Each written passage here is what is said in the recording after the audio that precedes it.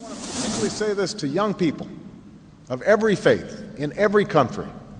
You, more than anyone, have the ability to reimagine the world, to remake this world.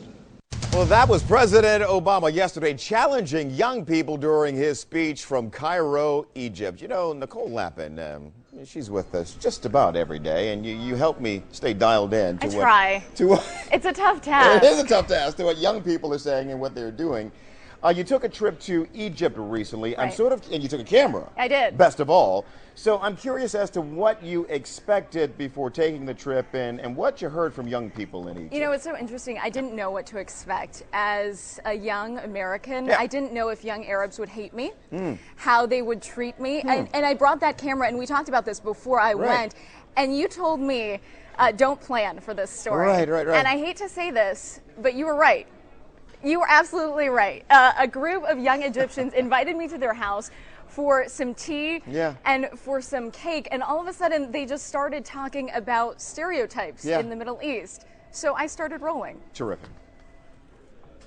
Honestly, there's a guy who said to me that every one of you have a camel, and each one of you have his own permits. And then I said, how do we have internet connection? He said it's something magical.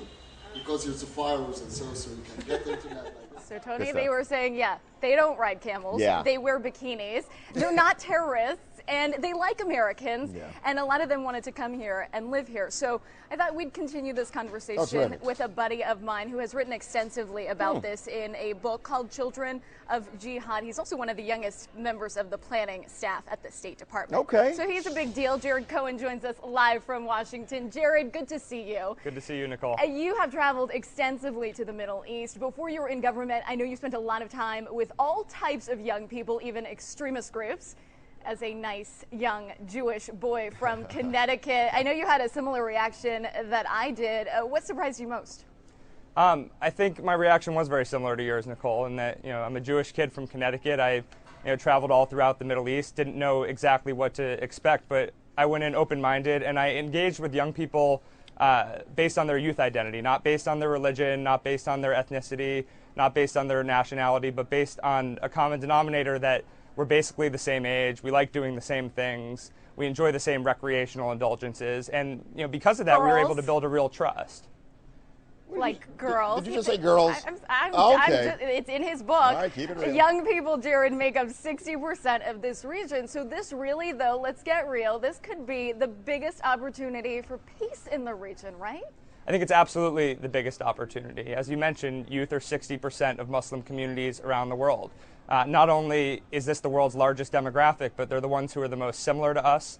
They're the ones who are the most connected through new technology. But also, on that last point, this is an unbelievably important moment in time, in that this is the first generation that is connected digitally through internet and satellite TV and mobile phones the way that they are. Yeah, once you get Tony into that, then we can work on the Middle East. We have seen select images, let's be honest, from Iran, but you were there. You have a different image of that country. What did you see when you were there? Again, this was before I was in government, but one of the things that I found is that young Iranians are more similar to us as young Americans than most people would imagine. Again, the easiest way for me to engage in a conversation with young Iranians was to basically find the many things that we enjoy in common, whether it's sports, whether it's music, whether it's a common set of issues we like to talk about. But it's also very important when I was there that I realized a lot of young Iranians feel like we have certain stereotypes of them in America, but likewise in America, we have certain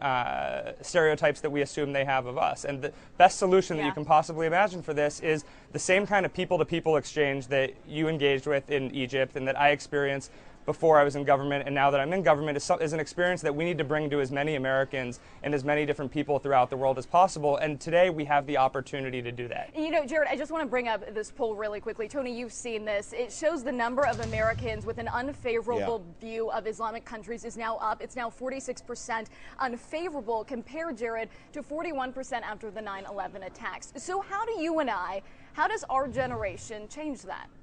Well, I think it is all of our responsibilities as youth. Nobody understands youth better than they understand themselves. But in order to understand youth outside of your comfort zone, you need to be willing to click the mouse, tap the keyboard, and engage with a young person outside of the usual set of individuals that you interact with. And again, with things like Facebook and Skype and cell phones and the variety of other different digital media outlets, you have the opportunity to engage at your fingertips. That's something that was not the case 5 years ago or even 2 years ago. And we need young Americans to take on the responsibility to engage, to be open-minded, and to click that mouse and to tap that keyboard. There you go. Jared Cohen, live from Washington. Tony, you have to do that as well, just underscoring really what we heard from the president there, that the under 30 generation in the Islamic world is the best hope for us in the West. Hey, thanks for bringing Jared to our attention. You're welcome. He's one of those young people that you bring He from actually, time to time. he was featured last year, and we'll put it on the blog as well. Awesome. Thanks, Nicole.